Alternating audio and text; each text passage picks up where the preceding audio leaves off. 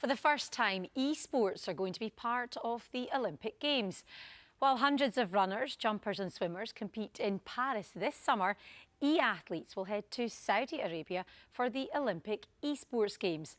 Participants will compete for medals in popular games that could include the likes of Call of Duty and League of Legends.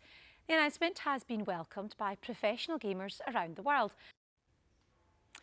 Well, earlier I spoke to Josh Martin and asked for his reaction to the Olympic announcement.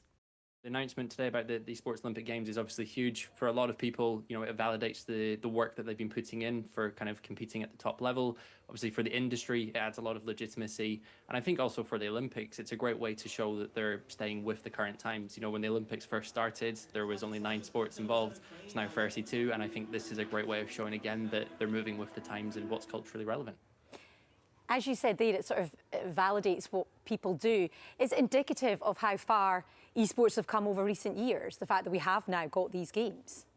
Yes, for sure. I think for a lot of people, you know, they think of video games and they think of someone sat away in their bedroom wasting time. But the reality is now video games and esports competitive gaming has moved forward massively. You know, in the world of sim racing, for example, when people are competing, their heart rate can be as high as 90, 100 beats per minute, which, okay, it's not the same as cycling where you're up at 160, 170. However, you're still competing and the emotions are real, the competition's real, the gaming might be virtual, but everything around it is very, very much real. But big business these days and also huge prize pots as well. Yes, certainly. Obviously, there's the Esports World Cup, which is currently going on out in the Middle East. I believe, I need to double check, it's probably around a 50 million prize pool. And for a lot of people who are competing now in various video game titles, you know, they're making very, very good salaries. So it's certainly something that people are beginning to kind of commit their professional career towards. That's all very positive. I know one concern that's been raised is around the location of the Games, Saudi Arabia, as some of the top esports athletes are trans or gay, and homosexuality is obviously illegal in the Middle Eastern state. You know, what's your reaction to concerns around that?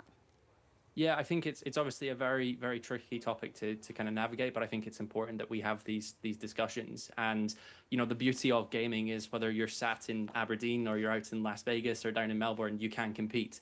And esports and video games intrinsically don't discriminate. And I think it's important for people to bear that in mind, and particularly for the Olympics, obviously it's sport without discrimination. So it's important people vocalize how they feel about this. I think it's very important to do so.